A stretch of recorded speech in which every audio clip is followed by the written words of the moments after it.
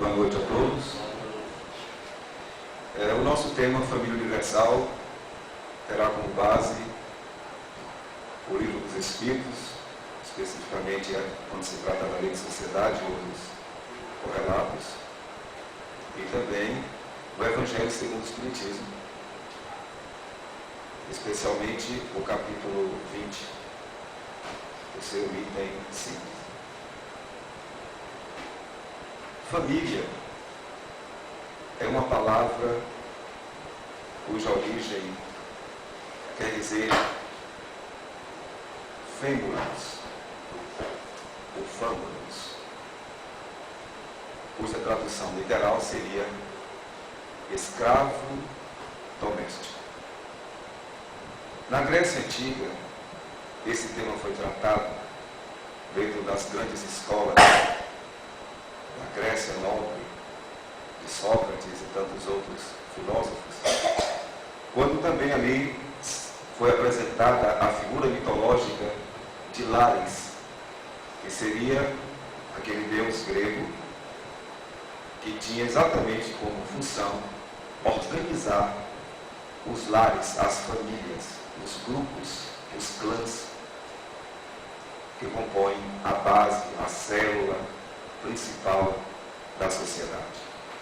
Lembrando que a sociedade é um conjunto de famílias. E dentro do processo social, as famílias são trabalhadas para que, a partir do encontro de pequenos grupos, todos possamos desenvolver as nossas potencialidades humanas, morais, intelectuais, fazendo assim um conjunto de aquisições espirituais. O sentido família, escravo doméstico, aqui é colocado de uma forma positiva. Nós estamos acostumados a falar da escravidão como um ato desumano, de trabalho forçado, de desrespeito aos direitos humanos. No nosso caso, aqui, a palavra família, colocando a expressão escravo doméstico, é para designar que dentro do grupo familiar, todos somos escravos domésticos. E uma família equilibrada é aquela em que todos, e cada um individualmente, assumem o papel de escravo daquele lar. Os conflitos familiares que surgem, inclusive, vêm muito daí. Na hora da distribuição de tarefas que dividem as responsabilidades, vamos pedir o próximo a apertar aqui, viu? Os próximos palestrantes não passarem por esse problema. O apertar, viu? Não, posso, viu? Que é do patrimônio aí. Do doutrinário. Pois bem, como eu dizia, dentro da família, os conflitos que começam a surgir é justamente quando cada escravo doméstico, no sentido de que tem obrigações para organizar a vida funcional do lar, quando um ou outro não cumpre a sua função, aí é que vem os problemas. Normalmente, a figura heróica do lar é aquela pessoa que se transforma na escrava doméstica mais autêntica. É justamente a figura da mãe, que dentro do lar, ela fica disponível 24 horas para garantir a qualidade de vida, o sustento, aquilo que é mínimo necessário para uma vida digna dentro do ambiente doméstico. Temos aí a figura do pai, que nos dias atuais, o pai, o homem, o provedor, por assim dizer, ele está deixando muito a desejar no seu papel de escravo doméstico. Existe uma pesquisa, inclusive, que já vem sendo feita desde a década de 1960, que se confirma, falando de problemas que as pessoas vão apresentar no seu comportamento na sociedade, justamente pela ausência da figura paterna, ou uma má orientação vinda do pai, da figura masculina. E assim, dentro do lar, aquela mini-sociedade que é fundamental, os filhos, até 7 anos aproximadamente, eles ficam quase que totalmente dependendo dos seus pais, ou dos seus cuidadores, ou dos seus responsáveis. A partir daí, naturalmente, os filhos também começam a ocupar o seu papel de fazer pequenos serviços, pequenos projetos de colaboração, já integrando-se mais, inclusive participando nas conversações, das decisões, os problemas comezinhos da família já começam a ser tratados ali de uma forma mais ampla, mais aberta entre todos.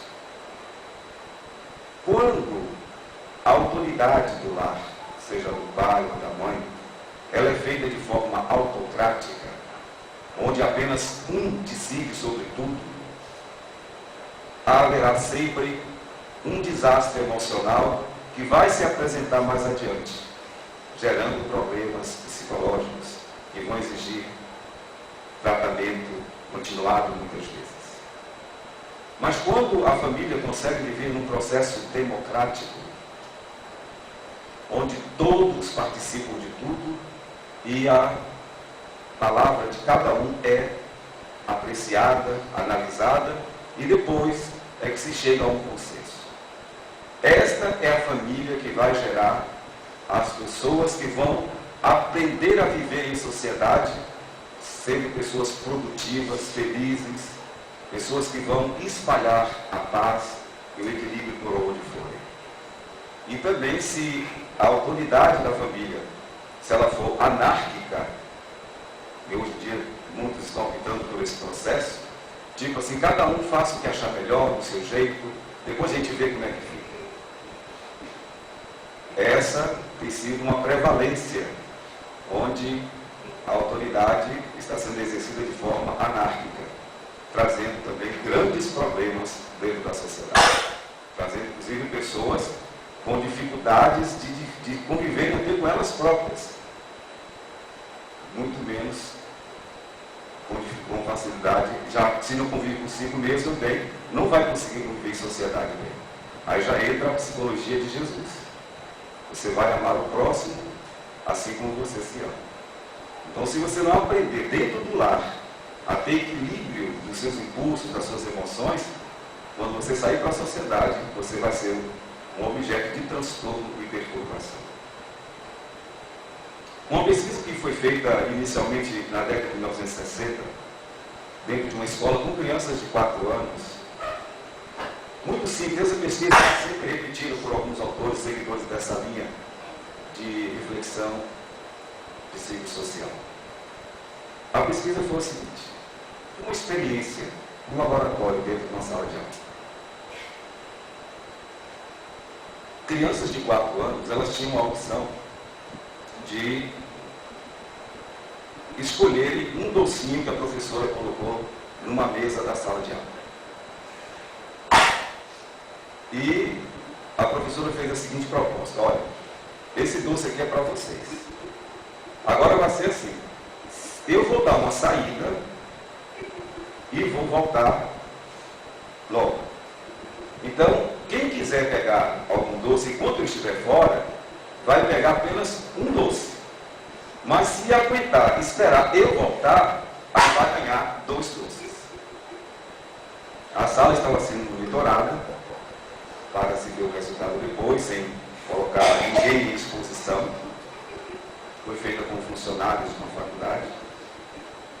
E o que se percebeu? O que iria acontecer com aqueles alunos daí por diante? Alguns pegaram logo um doce. Pronto, porque é o que eles iam ter direito se não esperasse o professor voltar. E outros esperaram.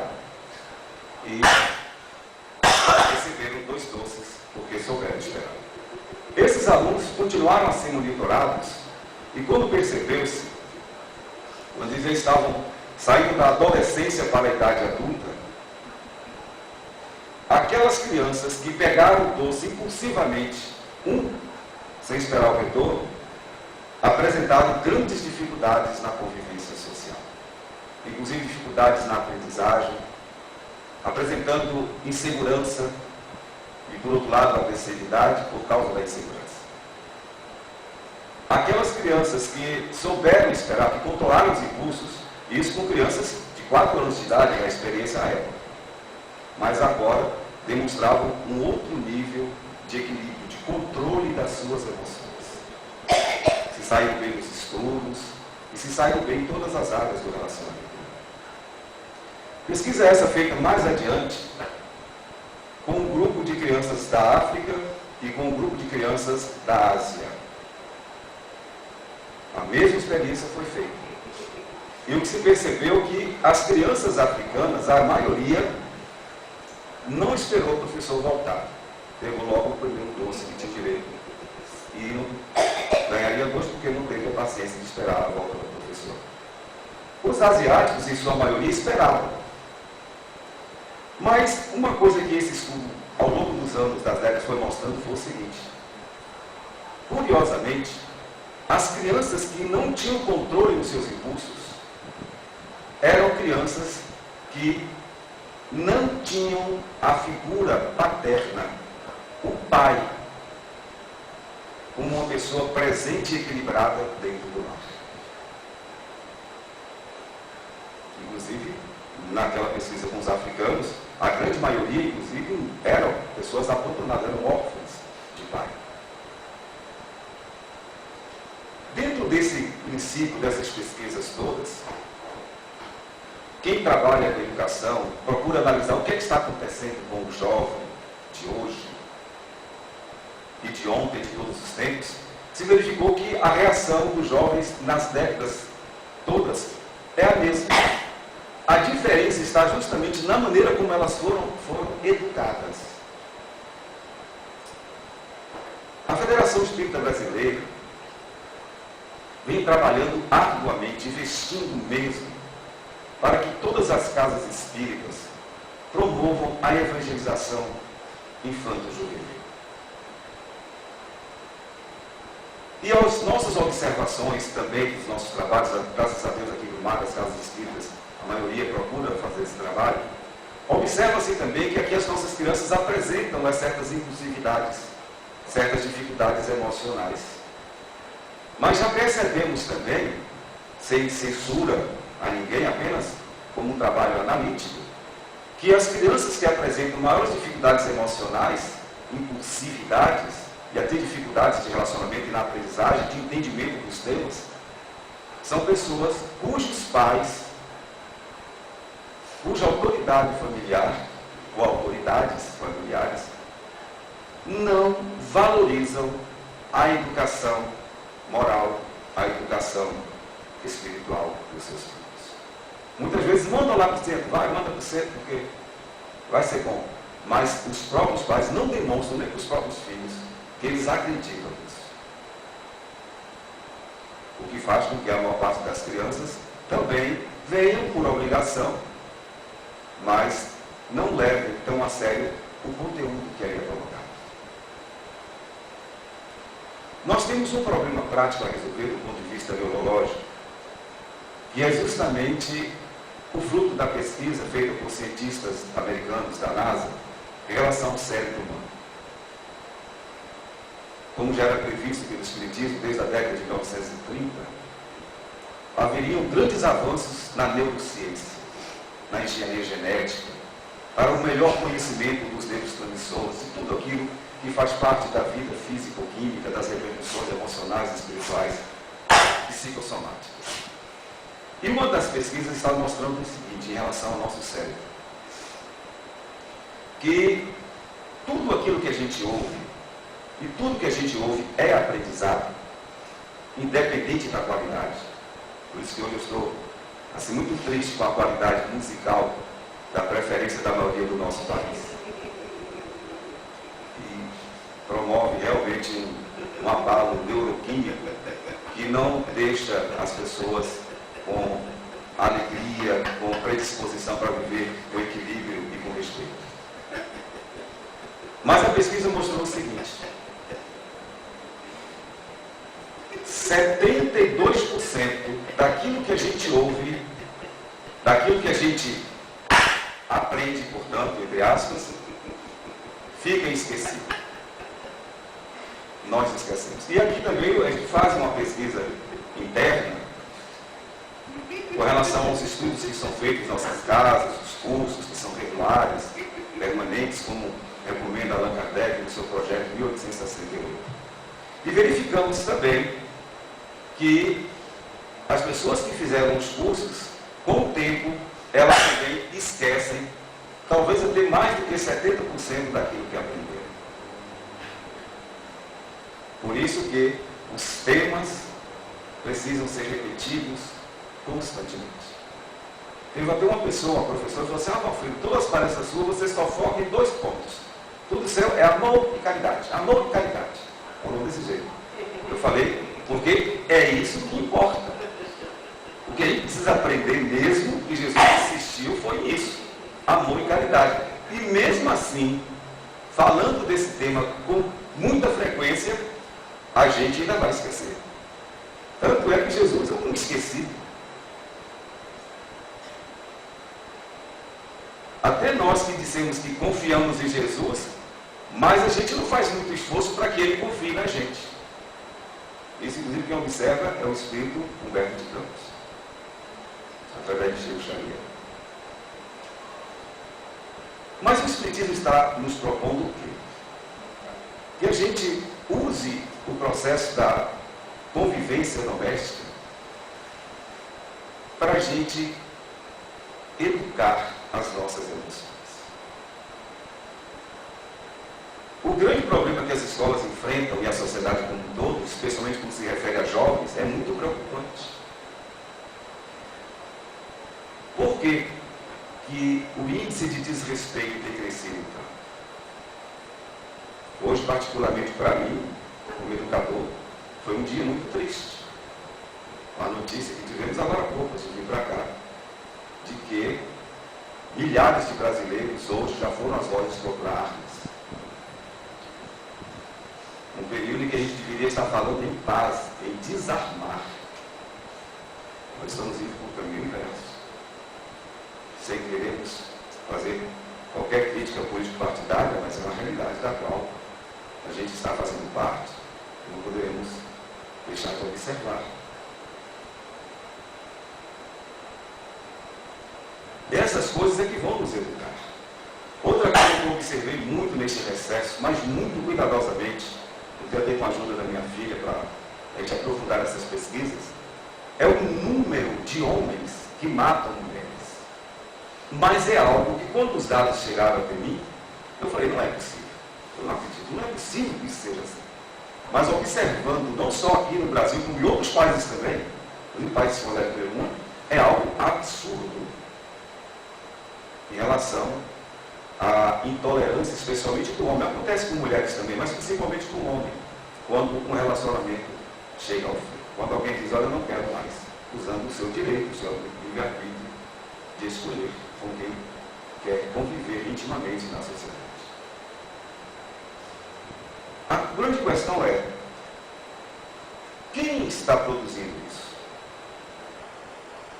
Sem querer apontar para ninguém, essa reflexão deve ser de todos, já que todos nós contribuímos para que a sociedade seja do jeito que ela é. O que se fala mesmo é que estamos precisando, mais do que nunca, de fazermos a nossa identificação com o nosso Pai. Aquele que Jesus nos ensinou a chamar de Pai, que é Deus, o nosso Criador. Assim como o pai ausente, o desequilibrado, desequilibrará seus filhos, se nós não tivermos uma confiança absoluta naquele que nos criou, se a gente não desenvolver esse sentimento de paternidade divina, e Jesus trabalhou muito bem isso, Deus, acima de todas as coisas, e ao próximo como a si mesmo, nós não vamos conseguir nos desvencilhar desses desequilíbrios em que nos encontramos. Falamos, inclusive, no sábado, lá na SEAM, sobre a data limite, essas profecias de transformações planetárias, E, entre outras coisas, falamos de que há um movimento muito grande de uma falange chamada Anticristo, de espíritos que querem retardar ao máximo o nosso encontro com Deus. E para isso, eles trabalham para provocar em nós desânimo em relação às questões espirituais, má vontade de seguir lutando, buscando o melhoramento espiritual através de instituições, de religiões, de centros espíritas, de trabalhos que podem ser promovedores dessas qualidades, dessas potencialidades, dessas virtudes vinculadas a Deus, ao amor. Ainda hoje recebemos a notícia de uma jovem que cometeu suicídio. Estava aparentemente feliz na sociedade, mas de hora para outra se atirou de um prédio lá em Salvador. Amigos ligaram para nós para fazermos a nossa corrente de orações por essa pessoa. E há uma tendência muito grande, e esse ano de 2019 especificamente, ele está marcado profeticamente para que o confronto entre o bem e o mal se intensifique como nunca, dentro de cada um de nós, onde teremos sempre o apoio dos protetores, dos espíritos bons que estão aí, como também tem os espíritos que vão tentar se opor ao bem com todas as forças, porque já sabem, muitos deles, que eles não poderão mais reencarnar na Terra, e está entrando num processo de regeneração. Então, a tendência de que a gente se desanime para os trabalhos espirituais, indo até as raias da depressão, da loucura e do suicídio, é algo que será impressionante em relação a todos os anos da Terra. Por isso que a gente tem, no caso, como espírita, que trabalhar muito dentro de nós, usando os conhecimentos que nós adquirimos. Volto a dizer aquela frase que o Papa Francisco lançou para as reflexões deste ano, na campanha da fraternidade, de que a gente tem que, esse ano, falar muito de Deus, pouco da gente e de jeito nenhum do outro. Se nós conseguirmos fazer isso, nós não teremos dado brecha para que os espíritos trevosos nos utilizem para promover discórdias e causar em nós angústias atrozes, que nos façam, em vez de viver com alegria, desejar nem viver mais. Fazendo uma referência à família que tem um pai ausente, provocando reações emocionais negativas dos filhos, todos nós que fazemos parte da família universal, que temos um único pai, e somos a família universal por quê? Porque somos todos irmãos, absolutamente irmãos. E o Espiritismo está nos ajudando, assim como Jesus o fez, e ele, Jesus, é o condutor também do Espiritismo, está nos ajudando a que a gente volte a trabalhar muito em nós a vinculação com Deus. Sempre repetimos nos nossos estudos e nossas palestras uma menção que tem o Evangelho segundo o Espiritismo, de que basta alguns segundos de desligamento com Deus para que uma angústia se instale imediatamente em nossa alma, em forma de vazio existencial. O Espiritismo está tentando nos mostrar essa condição de família universal que nós somos. Porque até mesmo quando trabalhamos dentro do processo familiar, doméstico, sem essa consciência de que, na verdade, nós não somos aquela pequena família que reencarnou ali temporariamente, uns com os outros, no agrupamento familiar comum. Nós somos todos pertencentes a uma única grandiosa família. E lembrando que tudo aquilo que a gente faz, de bom e de ruim, vai atingir a todos. Não vivemos isolados uns dos outros. Nós somos causadores o tempo todo.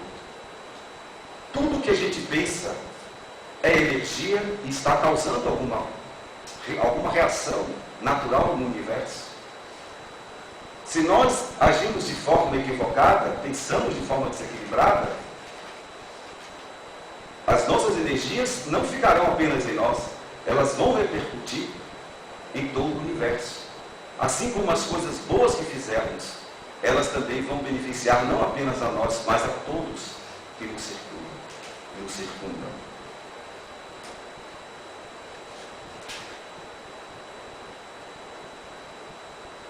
É importante que a gente trabalhe a nossa memória, lembrando a pesquisa da NASA, buscando ler mais, estudar mais, refletir mais sobre o que Jesus lhe ensinou. A verdade que foi ficando esquecida ao longo do tempo. Todo mundo quer a verdade, todo mundo diz que possui a verdade, mas só existe uma verdade, que é o amor. Tudo mais que está fora do amor não é verdadeiro. Por isso que a luta de todos nós, nesse nível de consciência que estamos adquirindo, deve ser para desenvolvermos o sentimento do amor. Sugerindo os espíritos protetores, inclusive, que a gente ore por todas as pessoas que nos têm feito algum tipo de mal, pelos políticos, por todos os líderes religiosos de todas as religiões do mundo, e que oremos especialmente por aquelas pessoas pelas quais estamos sentindo ódio, não deixando que esse sentimento cresça, não ficar usando a memória para reter cenas desagradáveis, palavras desagradáveis, coisas desagradáveis que fizeram contra nós. Não ficar remoendo lembranças ruins, de ninguém, de nada. Ao contrário, que exercitemos, como sugere o Espírito Joana de Ângeles, que a gente trabalhe a nossa capacidade mental, que é um dínamo produtor de energia permanente, para lembrarmos apenas das coisas boas, do lado bom de cada pessoa. E o Evangelho segundo o Espiritismo fala sobre isso, que por pior que seja um homem, um ser humano, ele tem alguma coisa boa dentro de si. Porque a nossa herança divina do amor, ela jamais se perderá. Por mais que a gente tente anular a nossa condição de filhos de Deus, de filhos do amor, essa condição não será permanente. Por isso que devemos continuar a investir na educação do sentimento, unindo-nos pelo amor.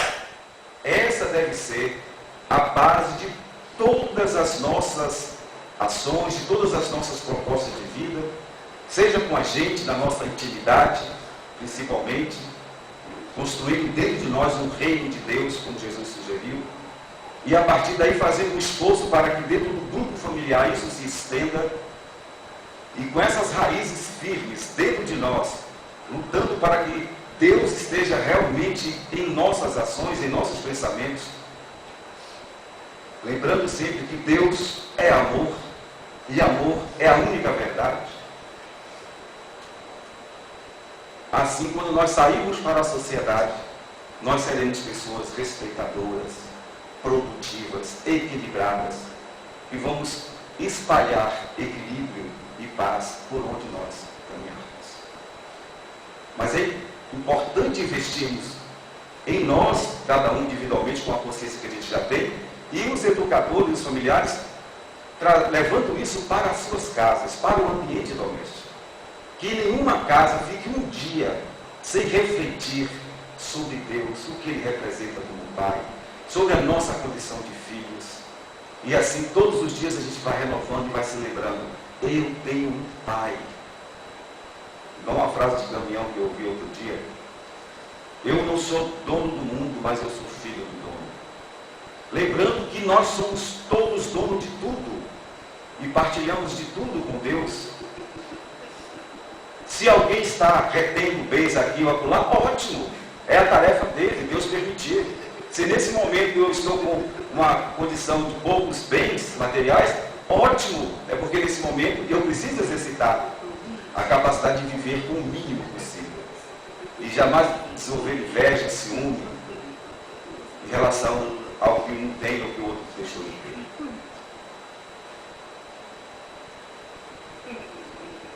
O Evangelho segundo o Espiritismo, inclusive, fala, dirigindo diretamente aos espíritos como os trabalhadores da última hora, que nós devemos ter uma preocupação de calar os nossos ciúmes e as nossas discórdias dentro do nosso ambiente de trabalho. Mesmo que tenhamos diferenças, divergências, que isso é natural, mas que a gente nunca deixe que o ciúme ou a discórdia prevaleçam nas relações. E faz uma menção ao Espírito de verdade, que será muito bem recebido por Deus aqueles que souberem se calar para que a obra de Jesus, os serviços feitos em seu nome, não se estraguem. E que aqueles que souberem chamar os seus irmãos, vamos nos unir pelo trabalho, em silêncio, receberão ao cêntuplo do que houverem esperado. E serão chamados, logo mais, para assumirem os grandes postos de responsabilidade nas próximas reencarnações, nas próximas gerações, quando o planeta se estabelecer como um mundo de regeneração. Inclusive, nesse mesmo sentido, quando o Espírito de Verdade faz essa colocação, ele fala da transição do mundo, o momento de transformação, para a gente ficar muito atento quanto a isso. E que nós espíritas temos toda a condição de estabelecer na sociedade, a partir do cuidado em colocar Deus dentro de nós, todos os dias, a cada segundo, em tudo que fizermos, colocarmos Deus dentro da nossa família, consanguínea, doméstica, e levarmos Ele para todo lugar que formos, no trabalho profissional, nas atividades religiosas, em qualquer evento social. E sobre a questão da memória, devemos repetir mesmo. Muitas vezes, a palavra educar, ela é sinônimo de repetir. Muitas vezes os educadores ficam cansados de repetir todos os dias: meu filho, minha filha, meu aluno, minha aluna, vamos por esse caminho, vamos fazer isso, vamos melhorar. Muitos estão ficando indiferentes e cansados. Ah, já falei, cansei, agora deixa para lá. Esse é um procedimento de deserção, de negligência, que vai fazer com que os jovens, os próximos adultos, sejam pessoas que não vão se lembrar das boas lições, porque o nosso cérebro atual vai apagar mais de 70% daquilo que a gente ouviu. Então é preciso repetir, sim, incansavelmente, muitas e muitas vezes, a lição. Às vezes se tem aquela sensação: ah, já falamos tanto, pregamos tanto, educamos tanto, parece que entra no ouvido e sai no outro, não importa. Temos que repetir inúmeras e inúmeras vezes. Quando a gente vem para a Casa Espírita, numa reunião pública de divulgação doutrinária como essa, certamente a gente vem para aqui pensando nisso. Eu vou ao Centro Espírita porque eu quero relembrar aquelas lições que Jesus ensinou. Eu quero ouvir falar de novo do perdão. Eu quero ouvir falar da importância de se amar. Porque, na visão dos Espíritos, o ódio é o amor que virou pedra.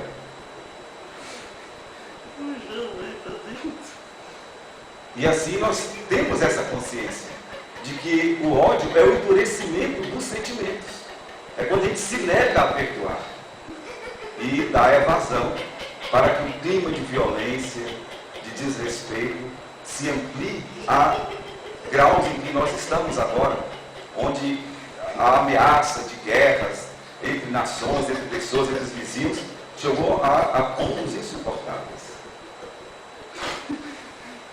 A questão 775 de O Livro dos Espíritos,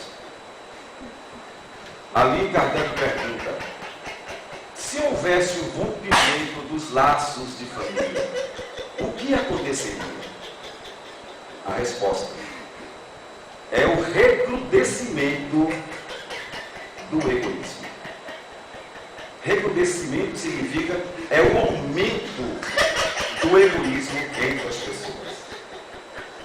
Nesse caso, mais do que nunca, a gente deve voltar à questão do tema família, fazendo grandes investimentos para que as nossas responsabilidades familiares se transformem em verdadeira educação. Porque criar um filho não é somente lhe dar escola, roupa, comida, é também lhe dar a orientação comportamental.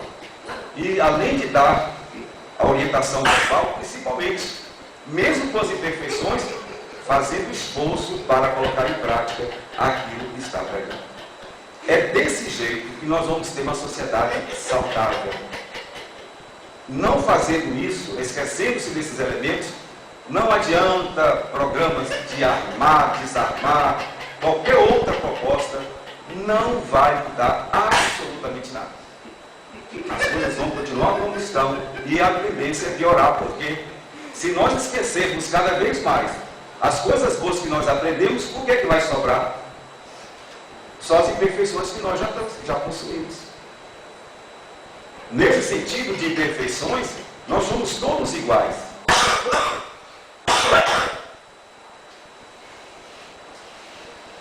Nós somos diferentes em relação às virtudes. Porque as virtudes que nós conquistarmos serão individuais, serão frutos do esforço de cada um. Portanto, nós nunca vamos encontrar pessoas até da mesma profissão, que estudaram na mesma escola, atuando da mesma forma. Porque as aquisições virtuosas são pertencentes e peculiares a cada um. O bojo dessas informações no Espiritismo deve nos fazer lembrar isso, que nós temos que fazer esse esforço para sairmos do egoísmo individual e de família e agirmos lembrando que nós estamos numa família universal e que o nosso Pai é Deus. Isso é fundamental para a base do nosso equilíbrio. Então, falar de Deus mais do que nunca, como disse o Papa Francisco. Falar pouco da gente e de jeito nenhum do outro. Deixa a vida do outro para lá. Se está errando, se está acertando, o problema é dele. Vamos cuidar de nós e principalmente da nossa relação com Deus, que é daí que tudo poderá ser diferente. E para concluirmos a importância de se ter as boas lembranças das coisas que Jesus nos ensina, vamos concluir com uma história que foi contada pelo escritor russo Leon Tolstói, através da neve Ivone Pereira, em que Tolstói fala de um acontecimento, de um espírito que ele percebeu lá no mundo espiritual, pediu a ele para contar, inclusive, a sua história. É a história de Dmitri, um rapaz que frequentava a igreja metodista regularmente, tinha uma vida aparentemente normal, ouviu vários sermões dos sacerdotes, mas ele, a cada ano que passava, sentia um vazio muito grande em sua alma. Mas o vazio foi tão grande que ele chegou um dia, ele olhou para um lado, olhou para o outro, e não viu mais sentido em nada. Não tinha nada que justificasse o prazer de viver. Ao contrário, não havia mais nenhum prazer em estar vivo. Ele se atirou ali mesmo, num grande rio da Rússia, cometendo suicídio por afogamento. E logo ele teve a grande decepção. Mesmo no fundo daquele rio caudaloso, ele continuava vivo. E agora com uma agonia terrível. Porque os peixes começaram a corroer-lhe, a comer pedaço por pedaço do seu corpo físico. E ele estava ali preso a esse corpo, acompanhando todo o processo de putrefação, até que ele viu o corpo ser completamente destruído por todos os peixes e ele ficou ali, afundado naquele grande rio, com uma grande angústia na alma, um sofrimento indescritível, sem saber por quanto tempo estava ali naquela condição. Até que um dia, depois de muito sofrimento, um pequeno sinal de arrependimento voltou-lhe no coração, pelo ato de desistir da vida. Aí ele começou a se lembrar de quando ele era criança. A sua mãe, que já estava desencarnada, ali com os filhos, convivendo com grandes dificuldades financeiras. Era uma mulher que tinha um semblante de sofrimento por tudo que passava, em termos de privação, mas ela tinha um cuidado extremo com os filhos. Ele se lembrou naquelas longas fases de frio que ninguém poderia sair de casa, em que a mãe, reunida com os filhos, falava-lhes de Jesus. E dizia que Jesus se apresentou ao mundo como sendo a luz do mundo, dizendo que Ele era o caminho, a verdade e a vida. E disse que Deus é amor, e que através do amor nós iríamos encontrar a felicidade. À medida que ele ia se lembrando desta cena, ele foi recobrando a sua consciência e finalmente ali estava realmente a sua mãe. E finalmente teve a autorização para retirá-lo daquela condição de sofrimento, levando-o para uma colônia espiritual de refazimento. E ele, Dmitri, pediu Leon Tolstói para contar essa história através da médium Ivone Pereira, que trabalhou muito com o tema suicídio, e para que as pessoas reflitam sobre isso. E ele percebeu que o vazio na sua alma, na verdade, é porque ele não levou a sério o que a mãe ensinava quando ele era criança.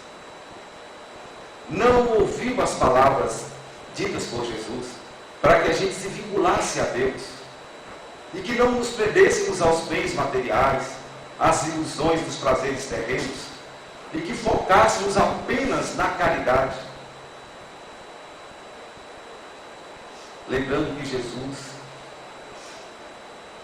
é a luz do mundo, é a verdade, é o caminho, é a vida. E o próprio Jesus, até falando dessa transição planetária também, disse que aqueles que estivessem atentos a isto, a estas lições e procurando vivenciá-las, não precisam ter medo do que poderá acontecer. Desde que todos estejam vinculados a Deus, não tem que sentir nenhum tipo de desespero, porque Jesus saberá separar o joio do trigo, saberá dar a cada um segundo as suas vidas. Então, a família universal é essa. Somos todos nós. Então, vamos nos olhar assim como irmãos, verdadeiramente. Vamos conviver com as diferenças, em vez de propor soluções truculentas, vamos propor soluções onde a compreensão, o perdão, o serviço no bem sejam as nossas prioridades. Muito obrigado a todos por respeitar a atenção.